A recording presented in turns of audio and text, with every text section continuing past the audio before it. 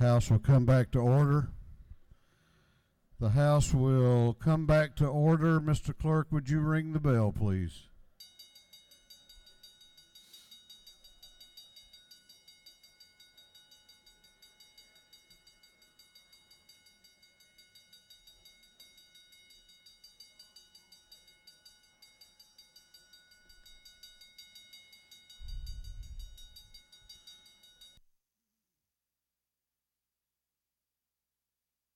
The clerk will read the caption to a group of privileged resolutions. Recognizing Arthur Blank for his vision in bringing Atlanta United to Atlanta and commending the Atlanta United for winning the 2018 MLS Cup. Recognizing and commending Lindsay Toole for excellent performance in rodeo. Recognizing and commending Sarah Toole for her excellent performance in rodeo. Recognizing and commending Kay Scott Collins. Recognizing and commending the Plan First program in the city of Centerville, city of Chamblee, Colquitt County, city of Fitzgerald, city of Hiawassee, city of Swainsboro, city of Sylvester, city of Toccoa, and city of Washington for their many community planning accomplishments. Recognizing and commending William M. and Bill Edge, Jr. upon the grand occasion of his retirement. Commending and congratulating Frederick Allen Fred Harris. Commending and congratulating Josie Earl Spencer Robert Walls. Recognizing and commending Susan Thayer on her outstanding public service as an educator and administrator. Honoring the life and memory of Sister Barbara Jean Hambry Wells. Honoring the life and memory of Dr. Beth Faroki. And for other purposes, that completes the reading of the privilege resolutions. Is there any objection to adopting the privilege resolutions? The chair hears none, and the resolutions are adopted.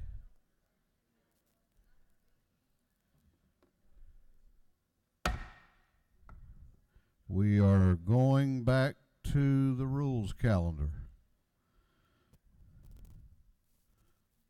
All members that are in the chamber will take seats.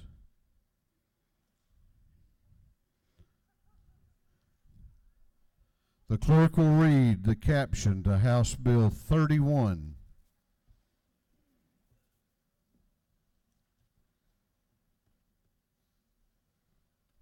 House Bill 31 by Representative Ralston, the 7th Jones, the 47th Burns, the 159th England, of 116th. To be entitled an act to make and provide appropriations for state fiscal year beginning July 1st, 2019 and ending June 30th, 2020. This bill item is assigned to the Committee on Appropriations. That committee recommends that this bill do pass by committee substitute. Ladies and gentlemen of the House, the chair resolves the House into a committee of the whole House for the purpose of considering House Bill 31, the General Appropriations Bill for fiscal year 20. The chair appoints the gentleman from the 159th House District, the Majority Leader of the House, Leader Burns, as chairman to preside over the Committee of the whole House.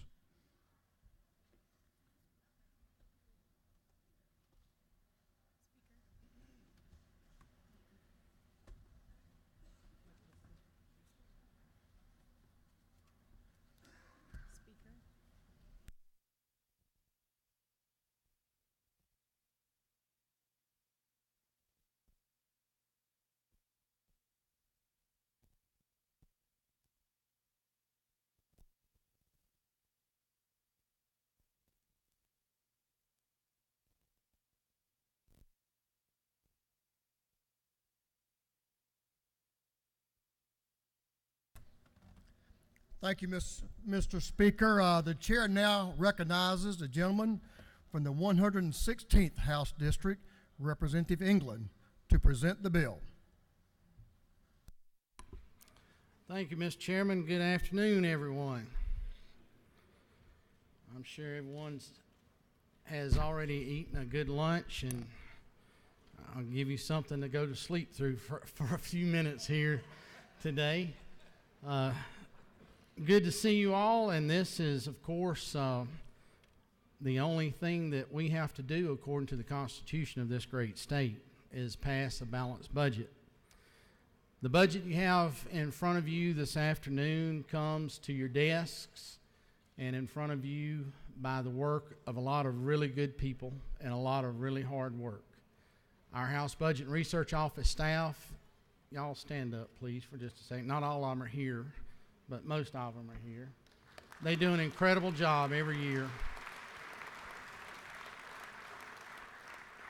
And I know that each of you that have ever asked them a question fully understand their ability by the thoroughness of their answers. And if they don't have you an answer, they get you an answer in quick fashion. But also our subcommittee chairs and committee members as well. Thank you to all of them for the hours of work that they've put into this document over the last several weeks. But I do want to point out that this is a process. It's not just a 40-day process. The staff that I asked to stand a few minutes ago are here 52 weeks a year. And they're working to understand what it is our state agencies are doing, understanding the needs that they have, understanding the policies and procedures that they're carrying out, and helping us then to understand what it is that we need to do to equip them in a way that they can do their jobs. Our subcommittee chairs and committee officers also spend most of the year working on their particular areas of the budget, working with the agencies that they have oversight with as well. So when folks say that you're only there 40 days a year, that there's no way that you can understand or know everything that's going on, I beg to differ, because I work with a group of very dedicated individuals to making sure that Georgia taxpayers' dollars are being spent very wisely. So House Bill 31, the FY20 budget that becomes effective July the 1st, has a total fund growth over the base FY 2019 budget of just over $1 billion, or about 3.95%. However, with the recognition of the motor fuel and other funds during our special session in November, the total state fund growth over the amended budget is only 2.26%, or $611 million. As many of you are aware, we've seen a few months of tax returns coming in that have maybe caused a little indigestion or a little heartburn. However, it is important to remember that we saw an anomaly as we got to this point in time last year, in that many people were prepaying tax obligations due to the changes of our income tax program that we were doing, and because of those issues on the federal level that were changed in the tax code as well. So we saw some artificially high numbers in December and January of last year. So when you look at it today and you look at our income tax numbers today, it looks like we might be in trouble, but it's truly just an offset there. Our sales tax numbers remain incredibly strong, and look for that to continue on, which certainly shows us a lot of consumer confidence going into the coming year. Moving on to the increases, DOE, the Department of Education, sees the vast majority of the increase that I mentioned. 79% of the new dollars going into this budget go to the Department of Education. $483 million alone of that goes in to lift the K-12 salary schedule. Through this and other adjustments, such as efficiencies created in other agencies of state government, the Department of Education nets over $600 million in new funds. To be clear, while the governor's proposal does provide for a $3,000 pay raise for teachers, we believe that it's incredibly important to include in these raises the following individuals that work to help a teacher do what they do best, and that's teach. We've included 9,820 other certificated employees, including psychologists, counselors, media specialists, social workers, speech and language pathologists, special education specialists, and instructional technologists, all of whom are paid on the same salary schedule and hold the certifications that our classroom teachers do as well. The House version before you recommends a $2,775 raise to cover all of those folks that I just mentioned, and is still more than halfway to the goal of increasing the salary schedule by $5,000.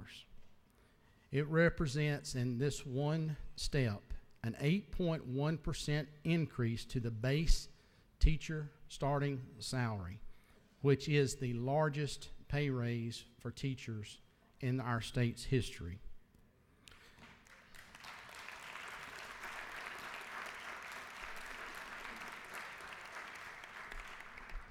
This pay raise, coupled with the full funding of QBE for the second year, should inspire even the most skeptic among us to support the bill. I hope it does. Also a hot topic in education, your House budget writers achieved a program of integrity and stability as it relates to dual enrollment to ensure its long-term viability and ensure the program is meeting its intended purpose of preparing a skilled workforce and decreasing a post-secondary student's time to degree completion. Healthcare, of course, continues to be a hot topic as well. And whether you want expansion of Medicaid or waivers or low SHBP premiums, one thing we can all agree on right now in this bill is that no matter where that debate takes us, healthcare delivery and healthcare reform are pointless without healthcare providers. In FY 2015, we embarked on a strategic plan to grow more docks for Georgia. Once fully implemented in 2025, we will have added over 700 new residency slots in Georgia. This budget actually hastens that schedule by providing over 200, or it's not over 203, 203 is a pretty exact number, so it provides 203 more residents toward the goal of 700, as well as 140 slots through PCOM and new undergraduate medical education students, and represents a 137% increase in funding over the last 5 years on medical education. The total of 343 medical education slots, 54 are for OBGYNs, which brings the total number of those particular slots to 104. This is critically important because 79, get that, 79, more than half of the counties in our state do not even have an OBGYN practicing within their boundaries.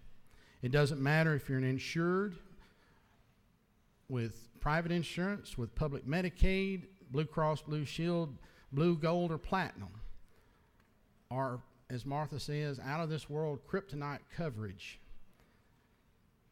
If you don't have a doc, it's pointless.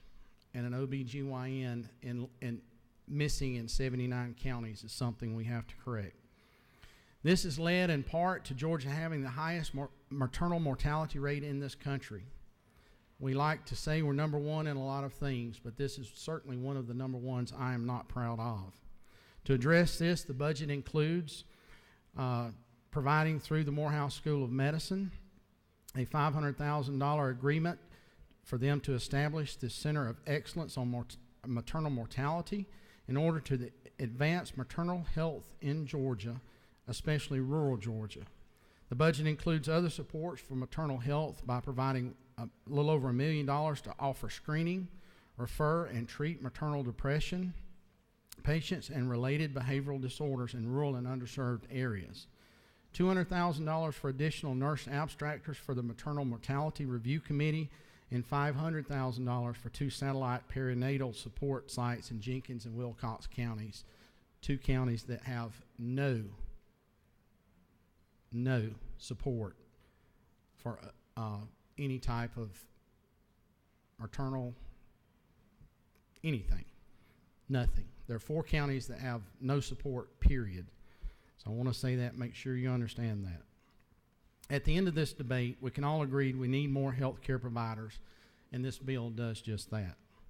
And speaking of providers, the House led the way 2 years ago in providing an increase in per diem for licensed foster care providers.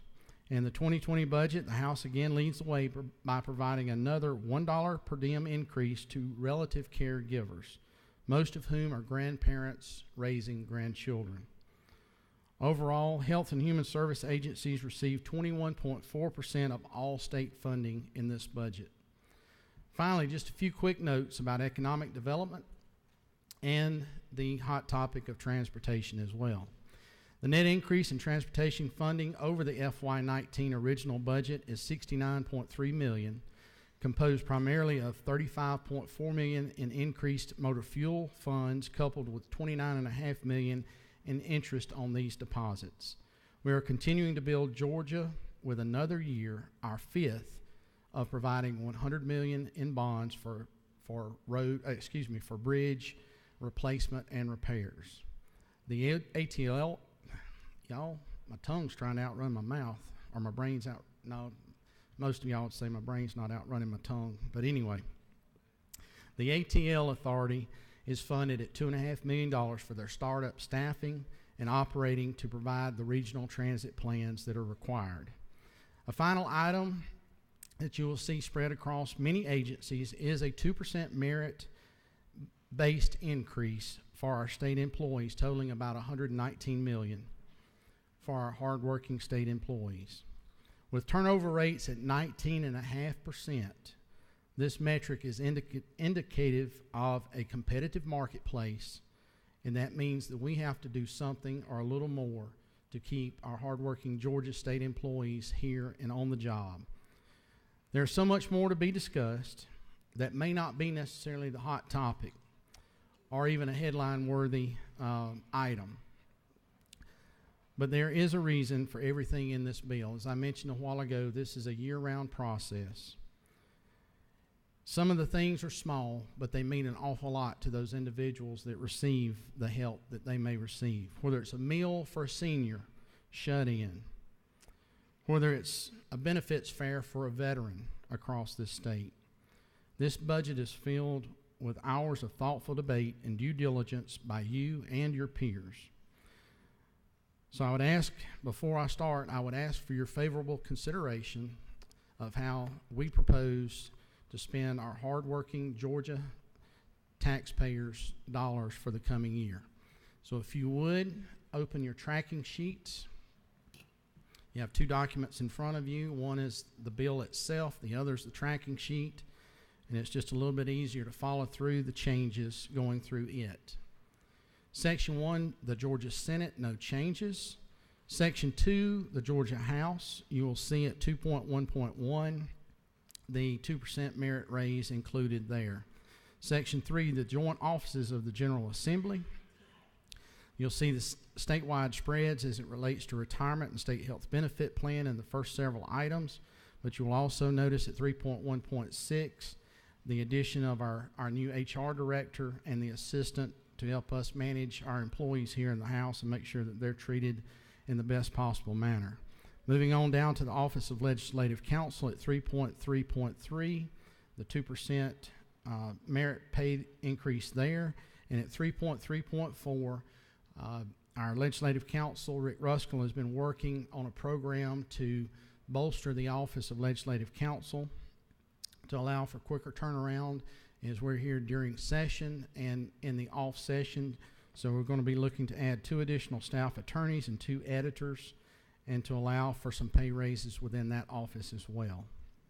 Section 4, audits and accounts.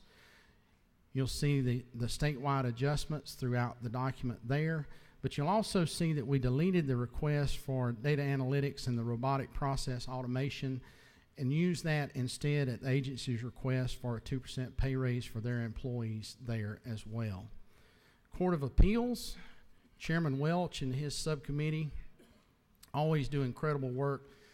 You know, our judicial process and public safety as a whole is a very complicated thing to understand, and Chairman Welch and his folks do an outstanding job on our behalf.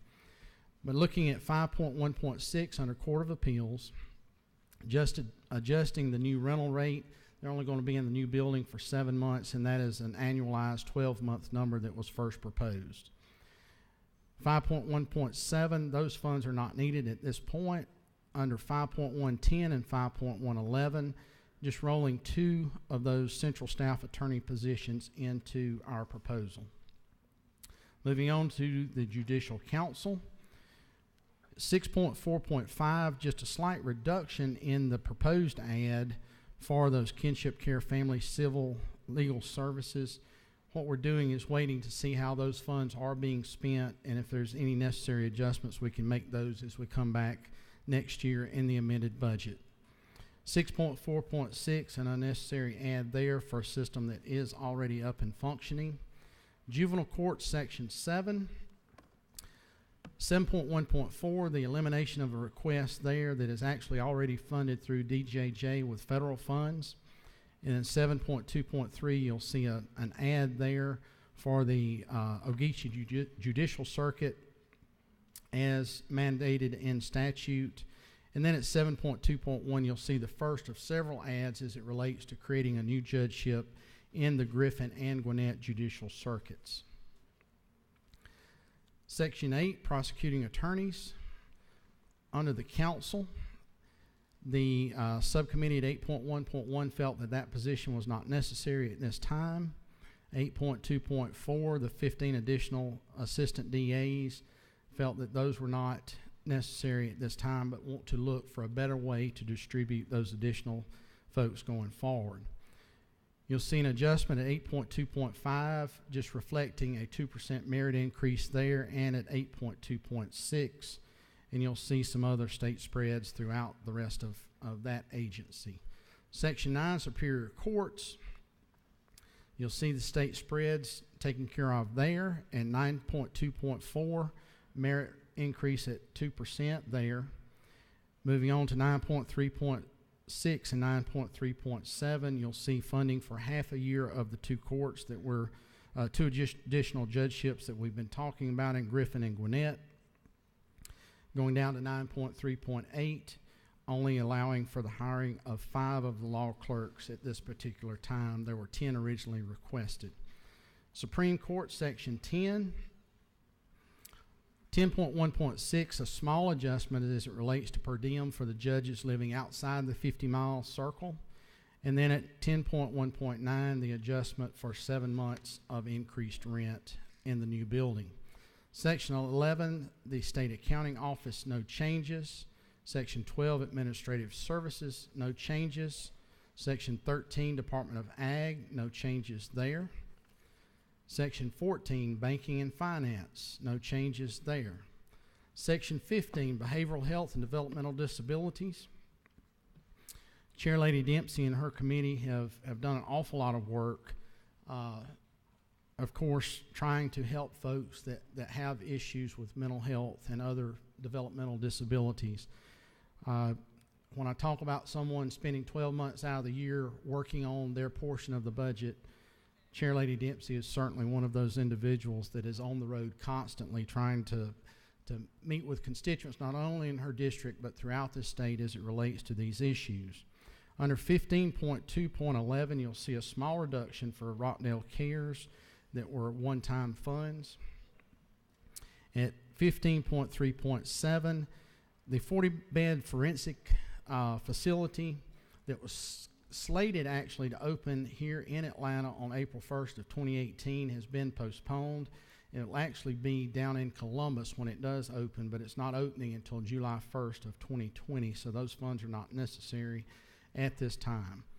15.4.12, you'll see a public-private partnership for here in Fulton County as it relates to Home First, and what that's going to do is dealing with homeless individuals that have mental health issues. There is no community service board here in Fulton County, so Fulton County kind of acts as its own. And through a public-private partnership, they're proposing to allocate up to 550 permanent supportive housing beds or units here in Fulton County. And so we're saying that we're in agreement with that, and I know that will proceed on through the Senate. And we'll talk about that probably some more as we come back to review the conference committee report here in a few weeks. 15.8.6, again, reducing some marketing funds for the startup of the Georgia Crisis Access Hotline. Moving on to 16.2.4 under Community Affairs. Chair Lady Houston and her subcommittee have been working very hard on making sure that our regional commissions are functioning And I know that they have some concerns and have had some concerns based on an audit from last year. And so they continue to work with the folks at the ARC to get answers on that. And for the time being, we're saying to sustain a reduction that we added last year of $150,000 to the ARC. Moving on over to 16.10.7, you'll see an ad there of $300,000 for the Blight Removal and Code Enforcement Program. This is a recommendation coming out of the Rural Development Council over the last year. And what it relates to is a program that was started by the city of Houston out next to me, where they brought in dumpsters one weekend and set those dumpsters down to allow folks to bring the stuff that they had laying in their yards that they never cleaned up because they never had a way to get to a landfill or a pickup truck to haul something to the landfill or whatever. It was an incredibly successful program.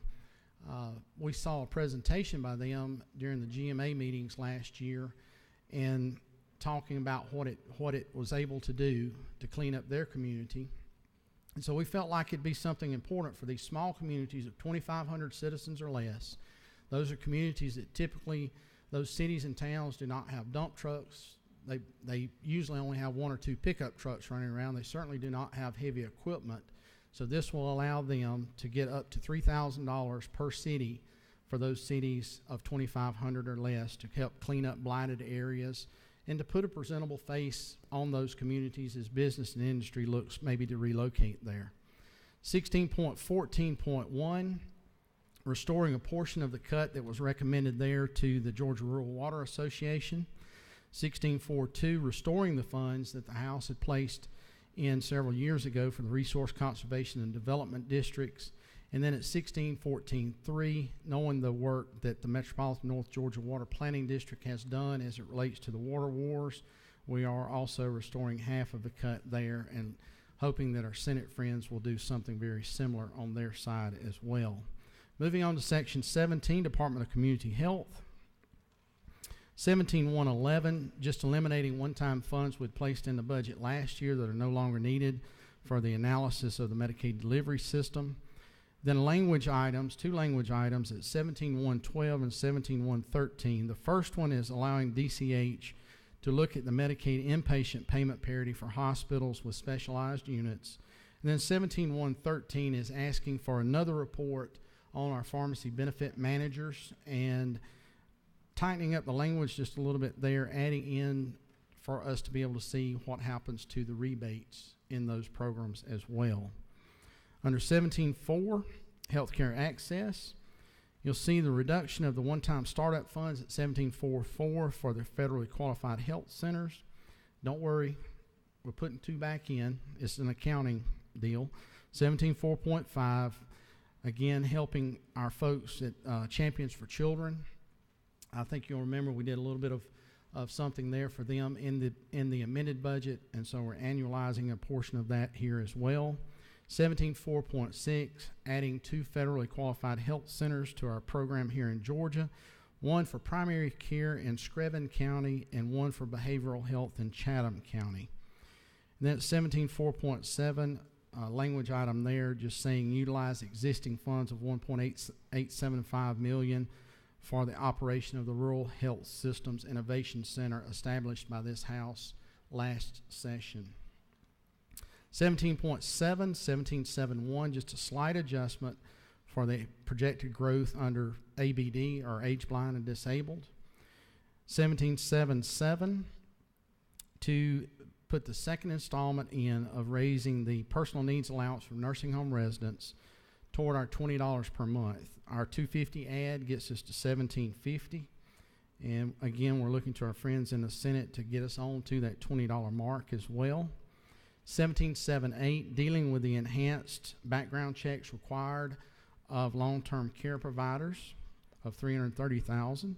17.79, looking to help out our children's hospitals around the state to achieve a $750 per diem on those patients that they're seeing that are Medicaid patients as well. 17.710, this is a direct care rate enhancement for the CNAs, LPNs, and RNs working in our nursing homes in order to help retain and attract those direct care staff employees. 17711, a 3% rate increase for nursing home ventilator payments. And that'll actually help an awful lot of your small providers in rural counties as well. Under low-income Medicaid at 17881, you'll see an adjustment there for actuals, or not actuals, but for projections. But we have the opportunity of looking a little bit closer, 2 or 3 months down the road from when OPB had to establish their numbers. We have a little bit of a luxury of being a little bit closer and seeing where things are running. So that's just an adjustment there. 17121, undergraduate medical education. Just an adjustment there for the slots that are actually going to be ready at 17121. Moving on to 17123. This is the second and final year of funding for the Gynecological Oncology Fellowship at Augusta University that was started last year. 17124, I mentioned the OBGYN slots, the adding of 54 slots around the state. You'll see that ad there. 17125, the addition for the startup of a rural surgery initiative at Augusta University, allowing their residents to do a rotation through rural hospitals to kind of get a taste of the things that you're going to see in a rural hospital that you don't necessarily pick up in a metropolitan area like Atlanta, Augusta, Macon, Columbus, Valdosta, even Tifton for that matter. 17126, Augusta University. We had several requests from you as members and from our groups that care for young children around the state for the program at Augusta University on child and adolescent psychiatry. So we're helping AU establish the residency slot or psychiatry slots there. Our AHECs that many of you deal with on a daily and weekly basis, our area health education centers that do such a fine job on connecting up medical graduate students with a provider and helping them kind of be tutored, so to speak, but helping them expand that network as well. And then at 17128, you'll see the startup grant for the South Georgia Medical Center residency program down in Valdosta. Still under graduate medical education, but under Morehouse at 17141, I mentioned in the opening comments about maternal mortality and where we rank in our state. Morehouse has been doing an awful lot of work in this area for the last couple of years and are looking to roll out a program across the state to help start addressing that. So we're helping them start that up there. At 17114.2, you'll see an addition of almost $5 million to replace the DISH funds and upper payment limit dollars that are being eliminated on the federal level as well, which is a primary funding source for their GME programs. 17152. Last year we created a program to help with the malpractice insurance premium assistance for docs operating basically sole practitioners in rural counties and underserved areas. This year, our friends in the dental industry have come to us and said, you know, we've got a few folks out there that are suffering the same as some of these primary care doctors are. And those of you that understand anything, or if your dentist has educated you the way my dentist has educated me and Lee Hawkins has educated all of us, good tooth health is a major foundation for good overall health. And so it is important, and it is important to realize that in many communities across this state there is absolutely no access to dental care. So we're just saying expand that program with the same dollars to cover some of our dentists across the state as well. 17161, adjusting the capitation rate for Philadelphia College of Osteopathic Medicine with their campus in Gwinnett and their new campus down in Moultrie. And then at 17173, the Composite Medical Board adding an additional medical director to help improve the claims process as they're looking and investigating claims of malpractice as well. Under Georgia Drugs and Narcotics Agency, 17183, an add of $184,940 to allow them to do much needed software and hardware updates to track cases there. Under Community Supervision, Section 18, 18.2.6, just a change there, taking from the number from 60 down to 49 of those administrative support positions and upgrading those to be court specialists. We want to make sure that we're providing at least one per each judicial circuit across the state. Moving on over to 18.3.5. At this point, we feel like that they can use some existing funds through attrition to fund those positions that were asked for there. And then at 18.3.6, we're just saying instead of 20 new positions, add 10 new positions in the reentry office. 19.2.7, another ask, and actually kind of helping pay for one of the other asks over here. It was actually a reduction that was brought to us by the governor, but felt that we could leave that in the Department of Corrections at 19.2.7. Under health and in Department of Corrections at 19.5.6, just a reduction in the electronic health records contract there. And at 19.6.5, I know probably many of your sheriffs have talked to you about the possibility of a per diem increase for the county correctional institutions that hold state prisoners on a contracted rate. And the governor had proposed adding a $1 a day per diem. Chairman Welch and his committee felt like we could come back and add an additional $1. So you'll see that $1.8 million, which gives an overall $2 per day increase for those county correctional institutions. Department of Defense, the reduction at 20.2.5 of one-time funds of $100,000. Driver services, a small addition at 21.1.6 for the continued implementation of the drives program. Section 22 under decal. So the first change you see there is 22.3.7, and that is just an adjustment for projected need. But at 22.3.8, you're going to see a very similar language item in several more places throughout the budget. And this gets to where what I mentioned early on about the pay raise for our teachers and certificated employees around the state. So that is where we're starting the first of these adjustments throughout the document. But the other neat thing here is through the adjustment there and some additional funds, we have actually also raised $300 per pre-K classroom for supplies. The first supply increase they've seen in many years, so we're actually able to provide for that there as well. Moving on to economic development, a slight reduction under administration of global commerce at 23.5.5, a $215,000 reduction there. The moving of a cut from 23.6.4 over to the tourism area. I'll get to that in just a second. But then you'll see at 23.7.4, the 215 cut from above has been moved there under rural development. Again, that was the division that was started up last year, and so we're just making sure that they're fully stood up and able to sustain themselves going forward. 23.9.5, a language item there. We had added funds in the previous years to help some of the facility improvements at the MLK Jr. Center for Nonviolent Social Change, and we're just telling the economic development folks to continue using those funds in support of that mission. Slight reduction at 23.9.6 that I mentioned a minute ago as it relates to the Civil War Heritage Trails, and then a reduction in overall operating expenses at 23.9.7 of $50,000. Section 24, education. Moving on to ag education is our first item there. Taking into account that somehow it seems like every year as everything is being put together,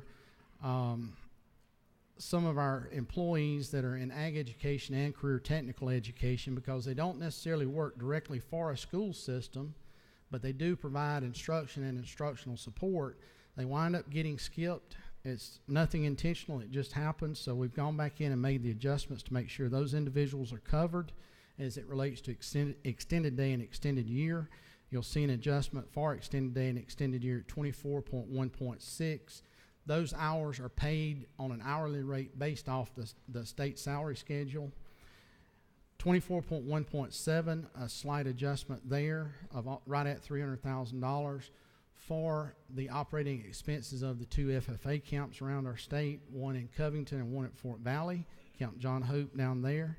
And at 24.1.8, as a product of the school safety study committee that Chairman Jaspers led this past summer, it was pointed out to us that there are very few security measures at our state-owned camps, and there are two groups of state-owned camps, FFA and 4-H both. We added some funds in the amended budget to start that program, but you'll see the annualization of those numbers there. Reduction of $500,000 at 24.2.1 under the AV Technology Film Grants. 24.5.1, you'll see that we have eliminated that number there, but that number shows back up under the Quality Basic Education Program and is spread the way that we've talked about that I mentioned just a few seconds ago on the 2775 increase for all certificated employees. Under GNETs, you'll see a reallocation of some funds, but also a little bit of a change in the reduction at 2411.4. There are 370 less students within the GNETs program currently, or about a 9% enrollment decline. So we were able to capture some savings there. And at 2411.5, taking care of those certificated employees that are involved in the GNETs program as well.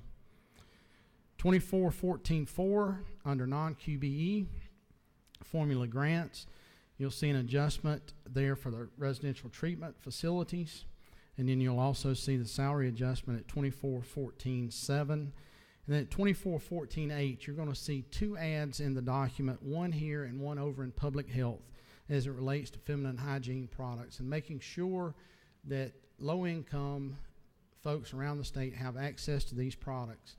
But primarily here, we're looking at those young teenage women within the school system that may not have access to those products.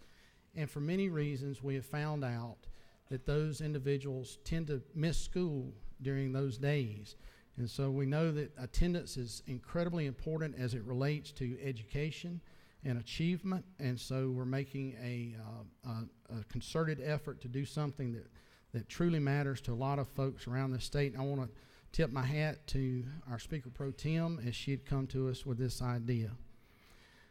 Continuing on, as we go into 2416 under school nutrition, you'll see an adjustment there for training and experience, and you'll see the other adjustment as it relates to the teacher pay scale there as well. QBE equalization, a formula true up at 2418.1, another true up at 2419.1, and then you'll drop on down into QBE, and you'll see the addition there for training and experience. You will see a slight reduction as it relates to newly certified math and science teachers. There are actually 350 less of those teachers that are qualified for the grant at this point. 24.20.4, we've just basically said hold the school nurses harmless and not take that deduction there. You'll see another increase in the charter system grant at 2420.5 as two systems have come on to be charter systems. Those are Ben Hill and Pelham City.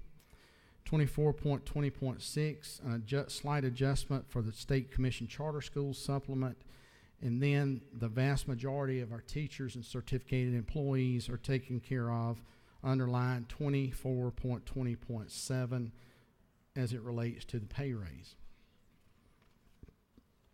Moving on over to section 24.25, technology and career education. Again, the adjustment for extended day, extended year that these teachers use at 24.25.7. But going on further and adding a new program coming out, 24.25.8, in coordination with our construction industry around the state, they have come to us with a program that we're excited about that seeks to certify 35 new programs a year, resulting in a full completion and industry certification within 3 years for the program and for the students coming out of those programs. And at 24.25.9, going further into STEM education and bio life sciences education in a partnership there with Georgia Youth Science and Technology Centers and the training that they do around the state. This will help train 64 high school teachers a year in the life science and STEM industry, or STEM or STEAM industries, reaching over 5,000 students. Section 25, ERS, there are no changes, but I will draw your attention to 25.4.2 as it relates to a benefit for our state retirees. We're, again, this year saying for the board to consider the COLA, but also consider the possibility of the 13th check as they have done over the last couple of years. Section 27, I should say, as they have done over the last couple of years, as a COLA was not feasible. Section 26, State Forestry Commission, 26.3.8, an adjustment there for the retention of our state foresters. This is really kind of the only anomaly within the document, other than the 2% pay raises for everyone else and the teacher pay raises, doing a 4.5% increase for these foresters. They're having a terrible time retaining these individuals, and about the time they get them trained, boots on the ground, someone else is coming along to hire them after we've spent the money to train them. Under the Office of the Governor at 27.3.6, we're just asking Office of Planning and Budget, as they go forward in creating next year's amended and big budget, that they would help break back out so we can see exactly where the Georgia Children's Trust Fund dollars are being spent. I know Representative Oliver has a great passion, as well as many others in this room, but I know she has talked to me for several years about wanting to know where those dollars are going, so we're asking OPB to provide that information going forward. Under Homeland Security at 27.5.3, adding 2 school safety threat assessment trainers to go out in the state and work with our local school systems. Under the Governor's Office of Student Achievement at 27.7.8, just capturing the savings there for a discontinued program. Under Human Services, moving over to 28.6 at 28.612, you'll see there the addition I mentioned in my opening comments to CASA, a $250,000 increase for those folks. They serve 151 of our 159 counties, and this would allow them to add about 6,000 children and to be served and help support 1,500 volunteers around the state. At 28.8.8, you'll see another place where the personal needs allowance for nursing home patients or residents is captured there, the same one I mentioned back over in DCH a little bit ago. At 28.9.5, Chair Lady Dempsey and her subcommittee certainly have a passion as it relates to elder abuse, and I know that's kind of been one of those things that this House and our Speaker has led on over the last several years in conjunction with GBI and many of our law enforcement personnel. And so what we're doing there is adding 5 more of these caseworkers to the proposed 12, bringing it to a total of 17, which will lower their caseload average to 1 to 24. Our national standard that we're working to get to is 15 cases for every 1 worker. So we're still a ways away, but we're chipping away at it. 28.10.5, an addition there for Meals on Wheels. This will provide about 215, almost 216,000 additional meals to elderly and shut-in around our state as well. 28.14.3, DFACS, I'd mentioned the $1 a day increase for relative caregivers on the per diem rate there, and that's where you'll see it at 28.14.3. Moving on over to Georgia Vocational Rehabilitation Agency. Under Departmental Administration, you'll see a reduction for personal services there at 28.22.8 of $195,282. Moving down to 28.25.4, just the reduction of one-time funds that were added for the purchase of some equipment there.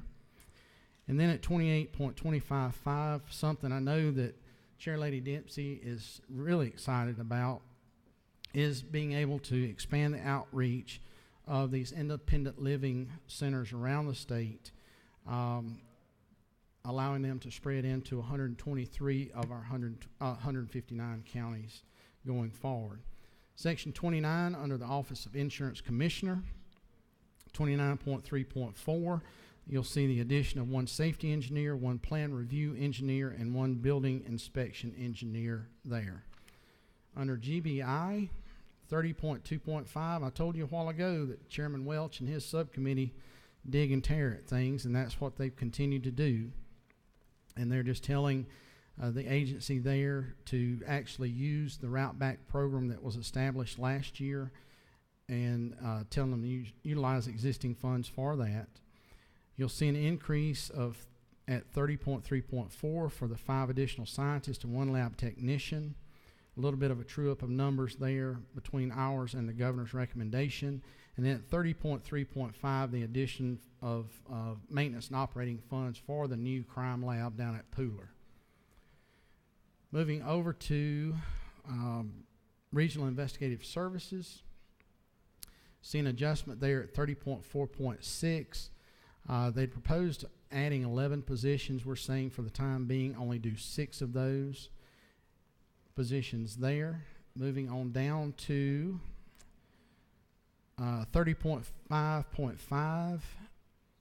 That was the full ask at $4.3 million for the expansion of accountability courts.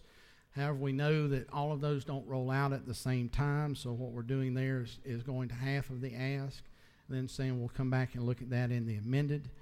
At 30.5.6, we are adding the 1 fidelity position, but didn't feel that it was necessary to add the grant specialist position at this time there for GBI. Juvenile Justice, Section 31, you'll see the first adjustment at 31.1.6 as it relates to the teachers that work within that system. Moving on down to 31.2.6 and 31.2.8. There's a high turnover rate within those individuals, those safety trainers. And what we're seeing happen is because of that high turnover rate, the individuals that are staying there are having to work an extra lot of time, overtime, throughout the day, throughout the week, throughout the year. And so what we're saying there, Chairman Welch has felt that if we gave those individuals a little better pay on the front end, they might be willing to stay and not necessarily have to work the overtime because there won't be such an incredible amount of turnover there. 31.3.7, again, the adjustment for teachers within the program, and then under secure detention at 31.4.7, the teacher adjustment as well. Department of Labor, no changes. Moving on to Section 33, Department of Law.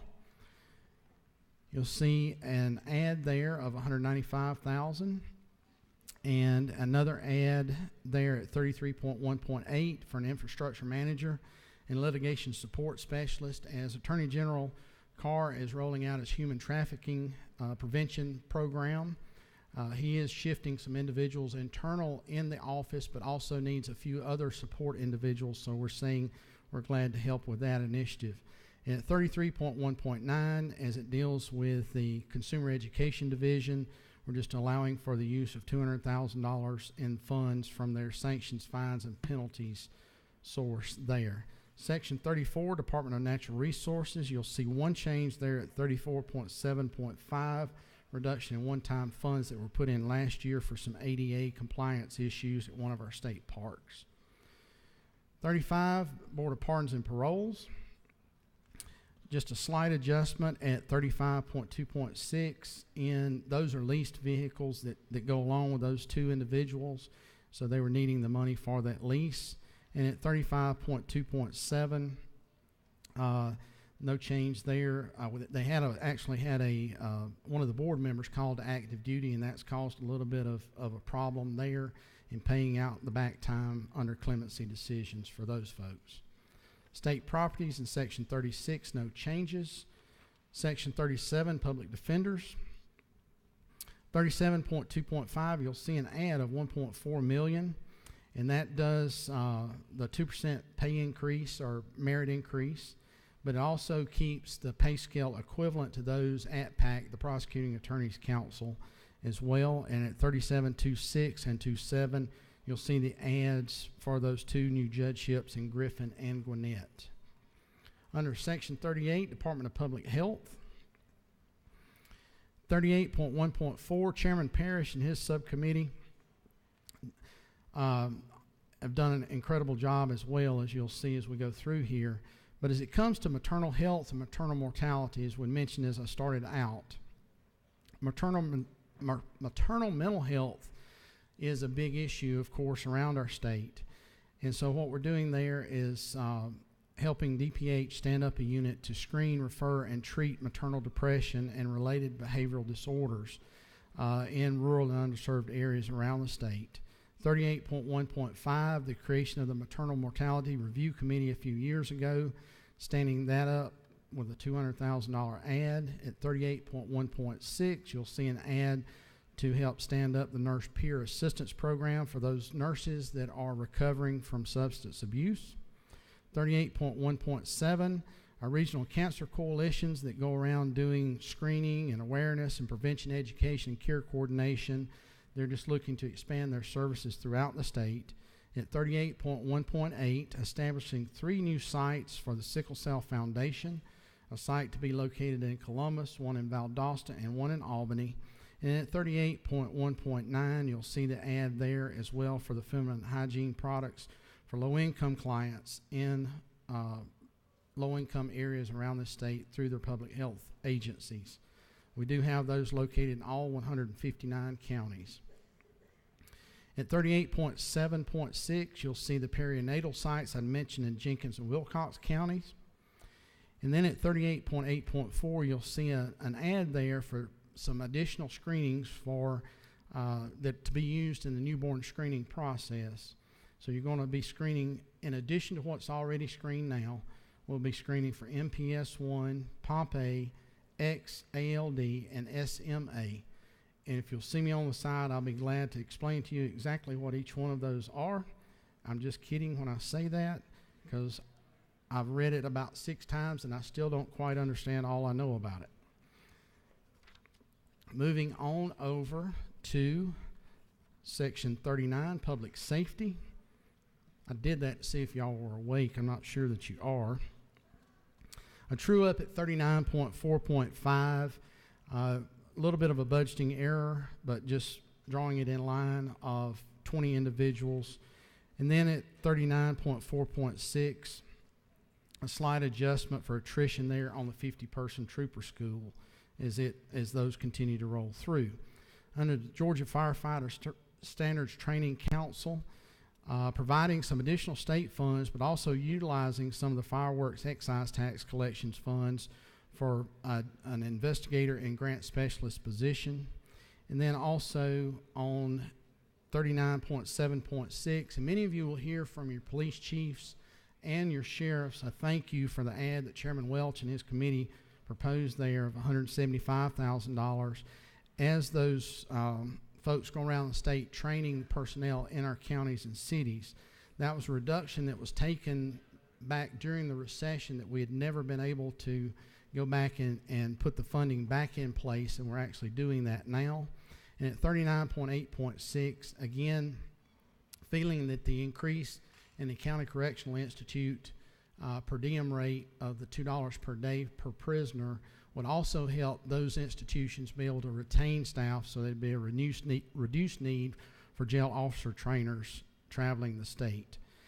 39.9.5, you'll see a slight ad there to help on retention of procurement and accounting staff members for them. And under Section 40, Public Service Commission, at 40.3.4 and 40.3.5, you'll look at it and say, well, what's the difference? Well, the difference is the numbers had gotten swapped, so we've swapped them to the correct categories there.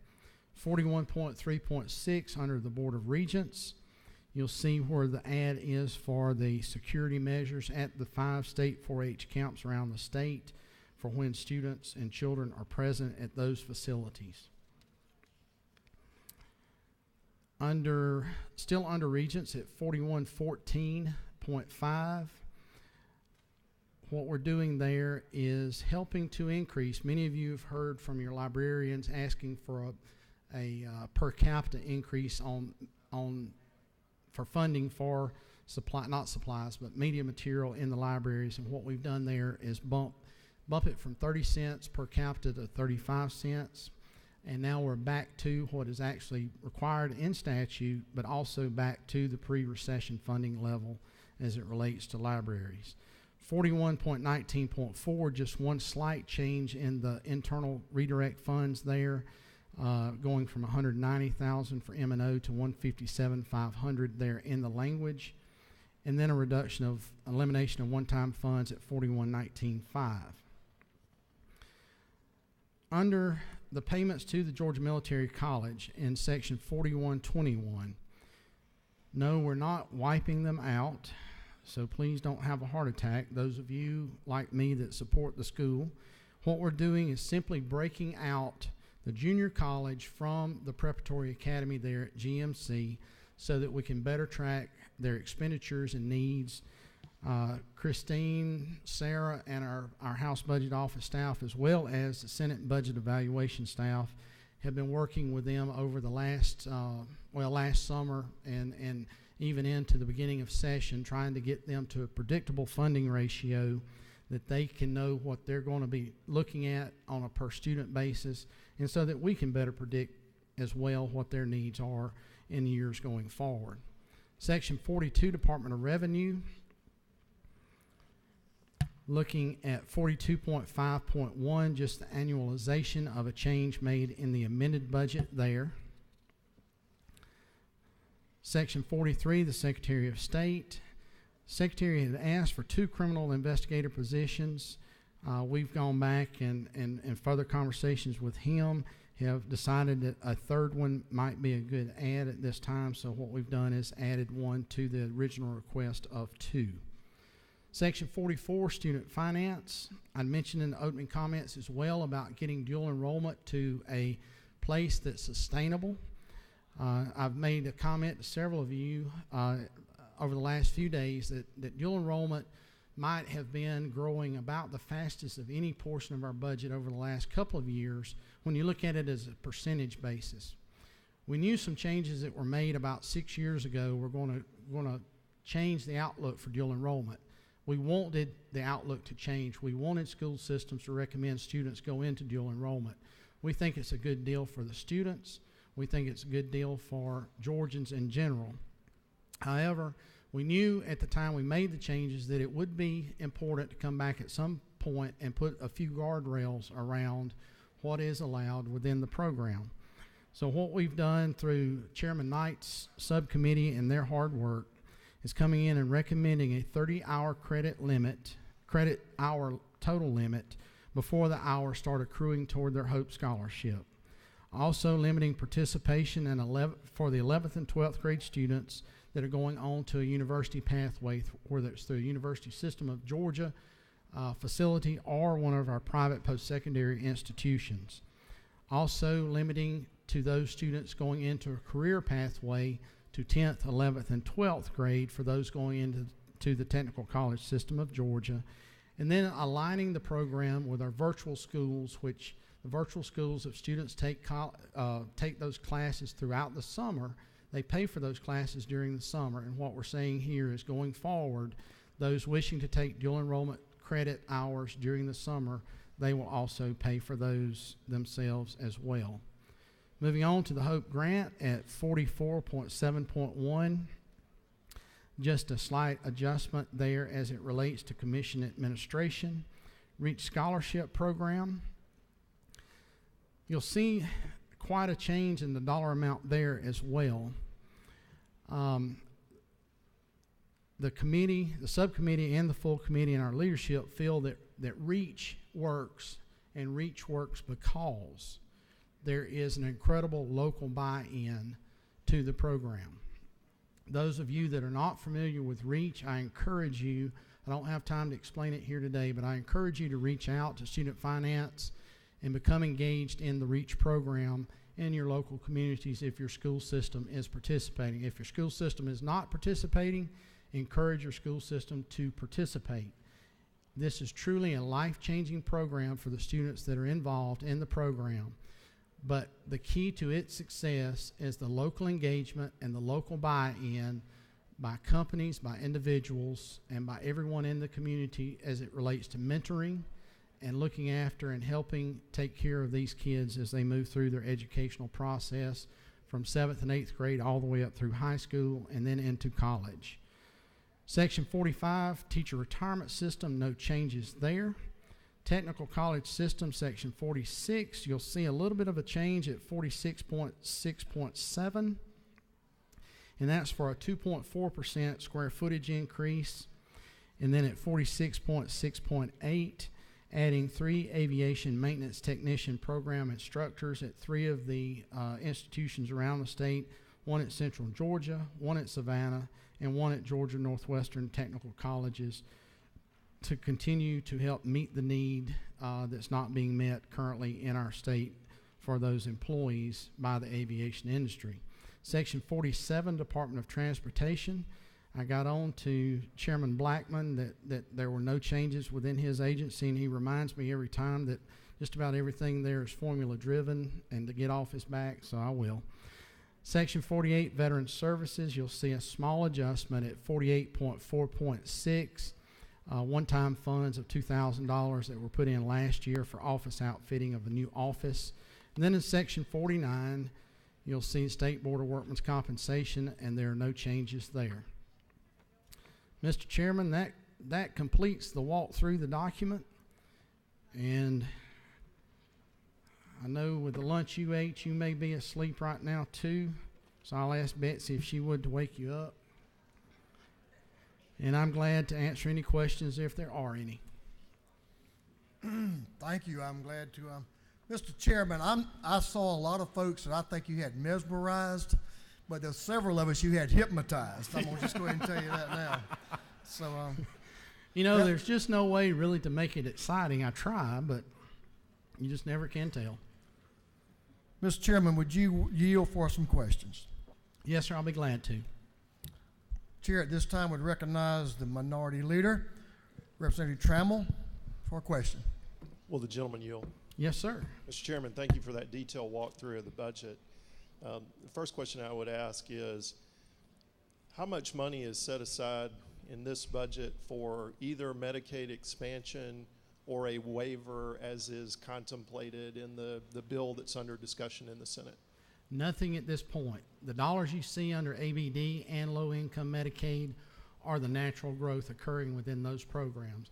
We have no way to know what those actual numbers would be as it relates to a waiver just yet, and so that would be something that will be contemplated later. Will the gentleman further yield? Yes. And doesn't that mean that the people who could be covered under either scenario, expansion or a waiver, they could not be covered prior to any sooner than July 1, 2020? That's what I understand at this point, yes, sir. Will the gentleman further yield? Yes, sir. I'd like to ask you about something that's on the last, it's the last page of the track sheet. All righty. It's item 50.2.3.95 under the general obligation bonds issued. Yes, sir. And I just want to make sure that I understand what this line item means. Does this mean that this budget contemplates that the state of Georgia is going to borrow $150 million to be paid back over a period of 20 years for the purchase of electronic ballot marking devices as contemplated in House Bill 316? Well, as I have to do and our committee has to do the budgeting process, in an instance just as you have asked about, we have to budget for what sometimes may be the maximum possible. What I would tell you is that bill, which is separate from this bill, separate discussion from this bill, but as that bill continues to move through the process, if there are changes made within it, then we don't necessarily have to sell that $150 million in bonds. We can always come back in and reallocate those to other projects throughout the state as well. Would the gentleman yield for some more questions? Yes, sir. To your right, the gentleman from the 79th, Representative Walensky. Does the chairman yield? Yes, sir. You mentioned briefly for 1 second about the dual enrollment program. Growing up, I did at Georgia Perimeter in Dunwoody, now Georgia State. Does this budget have funding for the dual enrollment program? Yes. Okay. We're starting to tweak that. As I mentioned, when we made the changes initially 5 or 6 years ago, we were wanting to open it up to get students engaged, to get parents engaged, to get educators engaged, to take advantage of the opportunities through dual enrollment. I'm glad to know that you did. And at that point, we knew that at some point we would need to come back in, as I mentioned a few minutes ago, put some guardrails around it, as it might tend to get carried away a little bit. It hasn't necessarily gotten carried away, but we realize at this time it is important to come in and start establishing those guidelines and putting those guardrails into place, because as I also mentioned, it had been one of the fastest growing percentage-wise components of the budget over the last couple of years. Thank you, Chairman. Does Chairman yield for one more question? Yes, sir. Is that in section 41? Do you know? I can ask you afterwards, but I'm sorry? What code section? Which section of this is it? That's under student finance. All right. Thank you, Chairman. It's going to be one section. I think it's section 42, actually. Thank you, Chairman. Gentleman has right at $100 million in continuing funding there. Thank you, Mr. Chairman. You have a question to your left from our friend in District 137, Representative Buckner. Thank you. Does the gentleman yield? Yes, ma'am. Is it not true that I would like to thank Speaker Pro Tem Jones for the addition to the Department of Education and the Department of Public Health of $500,000 each to address the issue that we are now faced with in many communities known as period poverty? Yes. That was the right answer. Okay. Does the gentleman further yield? The way I was raised, we just didn't talk about some of these things. I understand. That's why that's why this whole thing's been so difficult, but very much needed. Is it not further true that I'm grateful that she's also pledged to try to get the same amount out of the Senate, and that by doing this appropriation, it will be a major step towards helping a number of women in our state? I absolutely 100% agree. Thank you. Mr. Chairman, to your left again, the lady from the 58th, Representative Cannon. Thank you, Mr. Chair. Do you yield? Yes, ma'am. I want to thank you for your work on maternal mortality, but I have a question. Okay. Is there any money in the budget to address our state's HIV crisis? There is some continuation funding that you don't see here because there were no changes to that, but we have done that in years past, and that work continues on. Thank you. Do you yield again? Yes, ma'am. Can you help me understand the $0 change to the Georgia Commission on Equal Opportunity, which is tasked with looking at employees' concerns around gender discrimination and pay inequities? To my knowledge, there was no request from them for any increases, and so at that point, if an agency doesn't make us aware of an issue, then we typically do not make any adjustments. Thank you. Just for it to be on record, they have not been additionally funded in 9 years. Do you further yield? Yes, ma'am. I see $228,000 for 3 criminal investigator positions at the Secretary of State, even though they requested only 2 positions. Can you help us understand why the 3 are going there? Absolutely.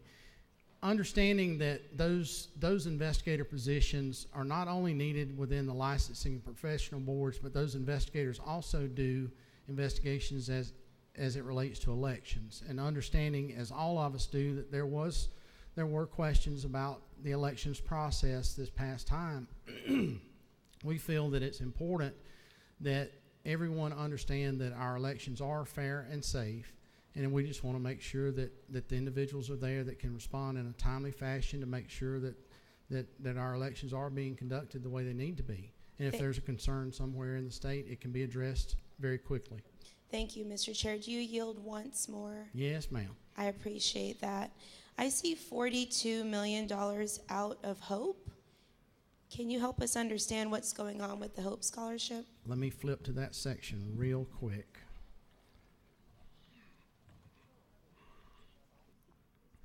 That's dealing with the HOPE grant.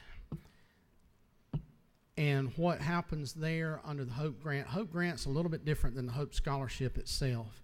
And so the HOPE grant is based on an actual needs adjustment. So you'll see us move funds in and out of that in any particular year based on whatever the needs are. And that's what that adjustment is.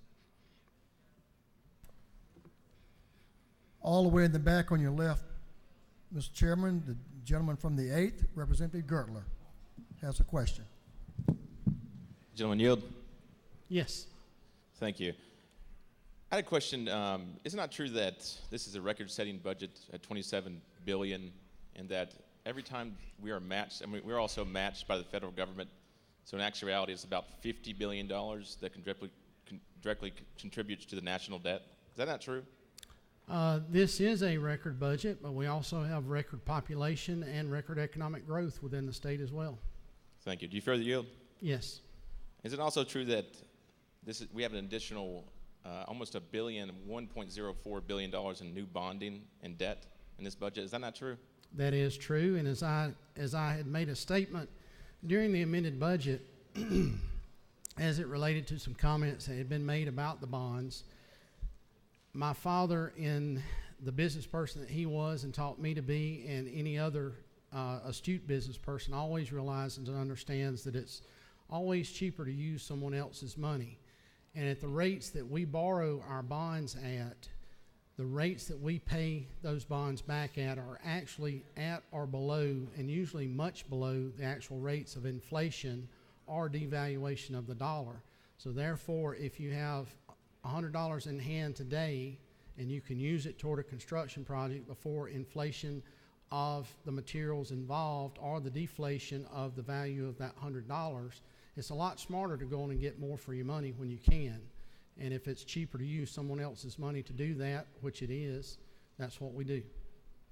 You further yield? Yes. And I totally understand where you're coming from. I just think that if we have a perfect credit score, but we have almost $13 billion in debt, should we not just be paying off some of those debts? Well, you need to understand that within bonds, you don't have that ability. We do occasionally go in and do some early payments on bonds when conditions are such within those bond documents that you can do early payment. We do those quite often throughout the year and capture additional savings in bond service. But most of the bonds that we issue, whether it be 5-year or 20-year bonds, taxable or non-taxable bonds, there are covenants within those bonds that do prohibit early repayment. Thank you. Mr. Chairman, to your left, the lady from the 108th, Representative Clark, has a question. Thank you, Mr. Chairman. Yes, ma'am. Does the gentleman yield? Absolutely. Also, before I ask my question, I just want to thank you for this thorough overview of the budget and for everyone on the budget committee for all the work they put into this. I just have a question about line 24.20.5. There it says there's an increase for funds for the charter system grant. It calls for almost $600,000 more than the governor's recommended budget. Could you expound upon that, please? Which line did you say? 24.20.5. I think you're talking about 24.20.6, maybe. There's only about $3,000 difference on the line that you're asking about. Thank you. Not a problem. There are some changes that were implemented through House Bill 787 in last session, and that's taking into account those changes. All right. Thank you. Yes, ma'am. Mr. Chairman, right in front of you, the gentleman from the 143rd District, Representative Beverly, has a question. Thank you, Mr. Chairman. The gentleman yield. Yes, sir. On section 17.8.1, when we talk about the $155 million that is going to be an additional allocation for low-income Medicaid. Yes. The question is that additional $155 million is going to be used, is it going to be used for more people, more products, more services, or increased fees to doctors? What is that? What encompasses it goes to cover any and all expenses as it relates to the health care of these individuals that fall into the LIM or low-income Medicaid program. Same as in ABD, you'll see an addition there. It's just the continued growth of those programs, whether it's the expenses involved or someone getting sicker and requiring more dollars to be spent on them. So it's the kind of the total package on the health care. Okay, this gentleman further yield. Yes. So it doesn't take into consideration anyone additional to what's already in the system. It's just based Yes, upon what's already in the system. No, it does for those, there are individuals coming and going from both of those programs all the time. Right. So as someone goes through a life change of losing a job and becoming Medicaid eligible, then they roll into the system, they get reemployed, they roll back out of the system. So there's a lot of movement of individuals in and out of that program all the time. But typically, as you see population grow, you're also going to see your Medicaid numbers grow as well. Okay, and this gentleman yield for 2 more questions, one to this one. Okay. All right, thank you. I appreciate you, my friend, in the well. But it doesn't anticipate anything about the expansion of Medicaid for the 500,000 folk there. That's not part of that. Okay. No. Next question, just tangential, is it looks like 1% reduction across the board in the state health benefits plan.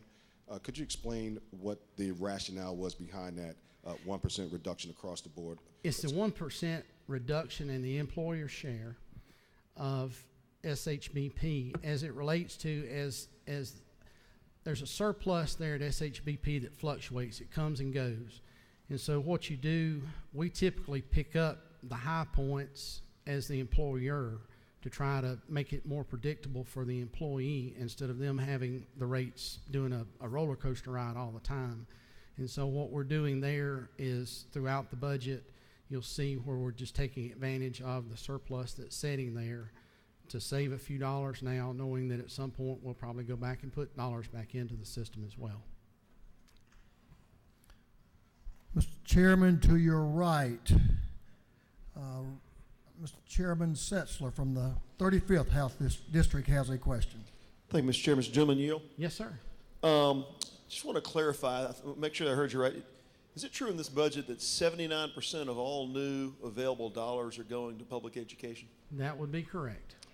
That amounts to about how much money total of new money? It's a little over $600 million in new dollars going directly into K-12 education. $600 million. And the amount going toward the teacher pay raise? $483 million. $483 million total. Okay. And I asked that question because there's been some allusions to perhaps other priorities around health care. The expansion of Medicaid was mentioned. Isn't it true the governor has a plan to apply for specific targeted waivers? And that at this date, we don't know the amount of cost to the state that those waivers would cost? That is my understanding, yes, sir. So I'm just trying to think through this. So isn't it true that if we don't know those costs, isn't it better to invest dollars in things that we have specific dollar cost needs for that we can define in this budget? I would agree. Yes, sir. Does the gentleman further yield for one more question? Yeah. With respect to access to care in rural areas and beyond, didn't you say there was additional dollars in this budget for positions, educational positions for new physicians at our medical schools? Yes. We're continuing. How many positions is that going to be? 54 slots for OBGYNs, and I can't tell you right off the top of my head, 343 total additional slots for graduate medical education residency slots around the state. Isn't it true a lot of those are going to be to areas of high medical need as well? There will be. And a lot of those are targeted to rural and underserved areas. And an underserved area can be something like downtown Atlanta. When you look at medical services, if services are not available, whether it's in rural Georgia or whether it's in downtown Atlanta, downtown Macon, downtown anywhere in the state, that is an underserved area as well. And so it's important that we have access to healthcare professionals in all areas of this state.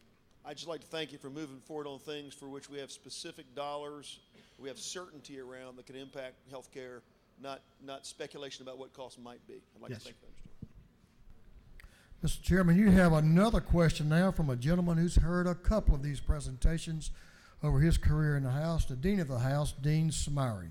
Oh, my. Hold on to your hat. I think this may be my first time ever asking a question to a chairman of appropriation. My first bill I saw was $5 billion, and now we're at 27. And I want to thank the gentleman, chair of the Appropriations Committee, for all the work that goes into the appropriation bill. It's a lot of work. Thank you. Today I met with a psychologist from my hometown, and they thanked me for in this House for the pay raise that they're getting. I'd like the chair of the Appropriations Committee to go over one more time the scenario by which the pay raise was given, and the additions that were added, that not only were the teachers getting a pay raise, but all other school personnel that contribute to the education of our students is getting a pay raise as well. So what did the gentleman articulate on that one more time? Sure. Well, and the governor had proposed during the campaign of $5,000 over the term for our teachers and educators around the state. And sometimes we lose sight, I do, everyone does, of all that's involved in educating a child. And as the discussions have gone on, we realized that within that discussion of the $3,000 on the first installment of the $5,000 total, as discussions have gone on early in the session, as we progressed toward working on this document, it came to light that there were some individuals that are working daily with these children that are certificated employees, the counselors, the media specialists, special education personnel, that had been overlooked. And so our subcommittee, Chairman Dickey, our speaker, and others felt that it was important that we go back and make sure that those individuals that are being paid on the same pay scale as teachers, that those individuals be covered, because we realize in a counselor's perspective or role especially, a lot of times what they're seeing or dealing with are children that have issues that are creating problems within the classroom that are disturbing the education of those other individuals in the classroom. So a counselor in particular is dealing with an issue of some sort all the time. And were it not for a counselor being there to help that teacher, it would be impossible for that teacher to do their job as well. So we just felt it was important that these other individuals that hold a teaching certificate through the Professional Standards Commission also be included within that. And I agree with the gentleman. Thank you very much. Yes, sir. Mr. Chairman, the gentleman from the coast down in Liberty and McIntosh from District 168, Representative Williams has a question to your left, of course. Well, I didn't know you could top the dean, but I guess we're about to find out. Thank you, Mr. Chairman, and thank you for your one and a piece of a bottle explanation, which has been thorough. Well, I'm waiting on you to open the other bottle. 3/4. That's pretty good. But my question, and I might have missed it, and if you would not mind, let me know if I have. The 5% pay raise for the full constitutional county officers for every county in this state. It has been now 13 years since they've had a pay raise. It is exceeded only by your colleagues in the General Assembly at 19 years. But can you just kind of bring me, I had to drop that in, but can you bring me up to date? Did I miss it? What's the status of it, or is it even in the works? Well, that's actually a standalone bill, and those raises for those individuals will actually be county funds. They're not state funds. So those would be raises, those would be dollars that would have to be generated, collected, and then remitted to those individuals on the county level. And follow up, please. Yes, sir. Then the 19-year piece, 17 of which I've experienced. Now, I know that comes out the bucket. Any movement there, sir? Well, that's a good question. I haven't seen a bill, so I don't know. Thank you, Mr. Chairman. Yes, sir. Bring me a bottle the next time. Here you go. Thank you, sir. Mr. Chairman, you have a couple more. To your left in the back, the gentleman from the 38th, Representative Wilkerson. Thank you, Mr. Chairman. Does the gentleman yield? Yes, sir. Thank you for your work on the teachers' pay raise and the counselors. I do have a question regarding a bill we passed about a year ago. House Bill 918 has a trigger in there that we have to exercise next year to lower the rate to 5.5%. That's not accounted for in the budget, even though the fiscal year will include that amount. And based on the fiscal note last year, if you just take the personal income tax piece of it, that's about a $200 million hit. What consideration will be given if we lower that rate to 5.5% next year, and where do you imagine that that gap will come from? Will it come from cuts, or will it come from revenue growth? No, what you actually do in that instance, and of course the 0.25% we dropped this year was anticipated by the governor in the revenue estimate as he set it. So once he sets that revenue estimate, it's inclusive of any reductions in tax rates like that one that you've mentioned, or the potential next one that you mentioned as well, or any other tax credits that we do. He takes into account, as the governor, OPB, and the state economists take all of those things into account as they arrive at whatever that revenue projection is going to be. So as a rule, we don't see that actually in this document, because it basically is set by whatever that revenue projection is going to be, and that then is our ceiling for any spending on the state level. Correct. Follow-up question? Yes, sir. So just to confirm that if we come back in January and lower that rate to 5.5%, then we will have to adjust the mid-year budget, I guess, to reflect that. What I show is on the fiscal note last year, at least a $200 million drop. That it's not taken into consideration in this budget, as it should not be, but we will have to take that into consideration if we lower that rate to 5.5. I would suspect the governor will be anticipating that as he sets the revenue estimate for next year, and probably will go ahead and take that into account at that point before we ever get into a budgeting scenario. Thank you. Yes, sir. Mr. Chairman, to your left, Representative Petrie from District 166. Thank you, Mr. Chairman, and thank you for your fine work here. And I want to thank your staff as well for all the good work that they do, Chairman. Chairman, is it not true that since 2013, we have increased our Medicaid rolls in this state by 18%?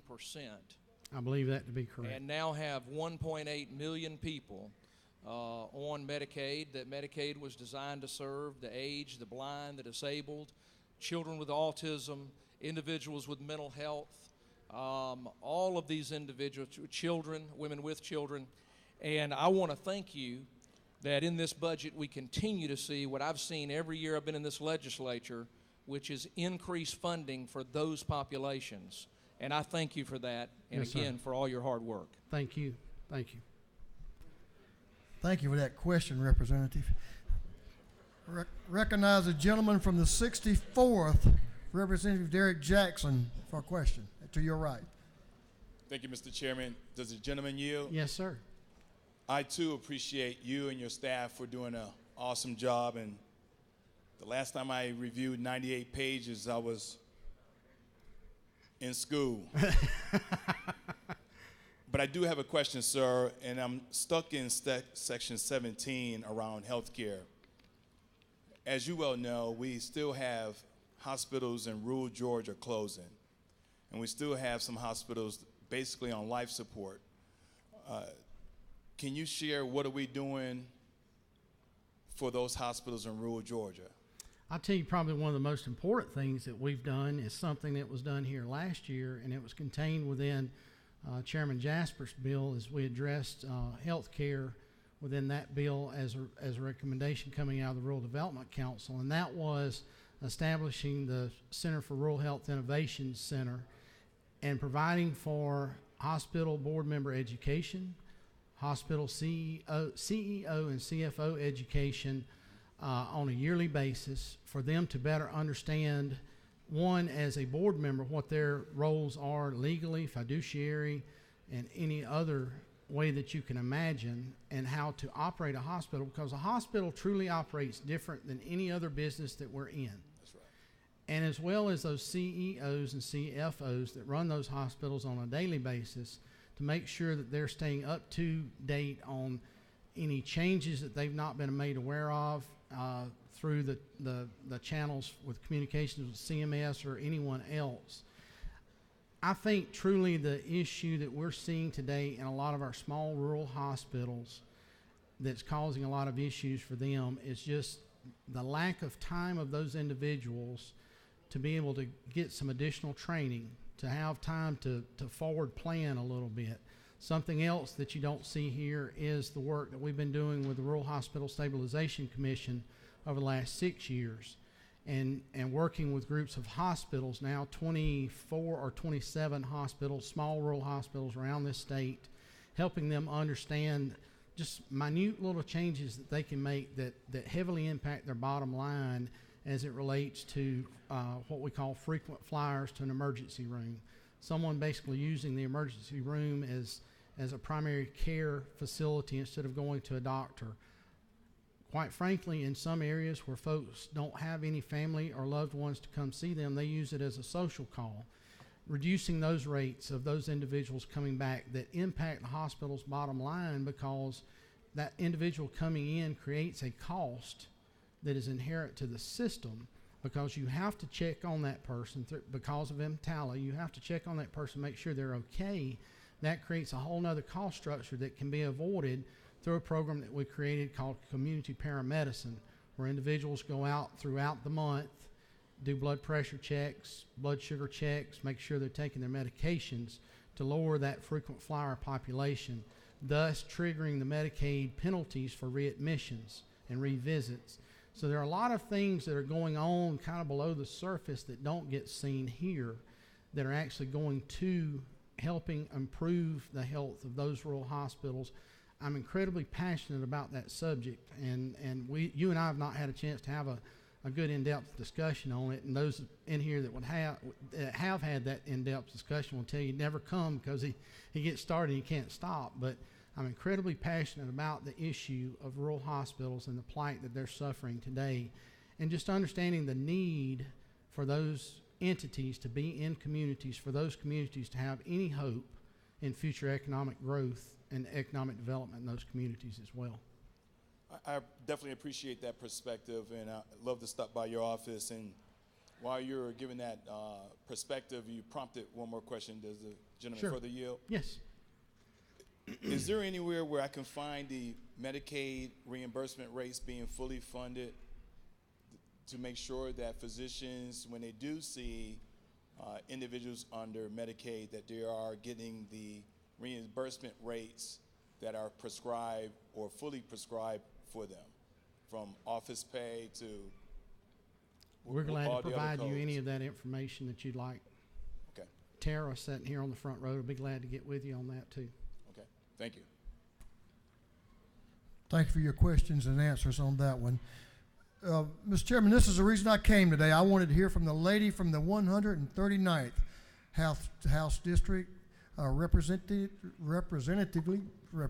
I'll get it out in just a second, Bentley. Oh my. Thank you, Mr. Chairman. Does the gentleman yield? Yes, ma'am. I have a comment, then two questions. Is it not true that there is no place in rural Georgia that rents handicap accessible vehicles, and one that lives in rural Georgia that needs a handicap accessible vehicle will have to drive all the way to Conyers, Georgia just to rent such a vehicle? Is that not true, Mr. Chairman? If the lady so states, I was not aware of that, but I will tell you that our friends at FODAC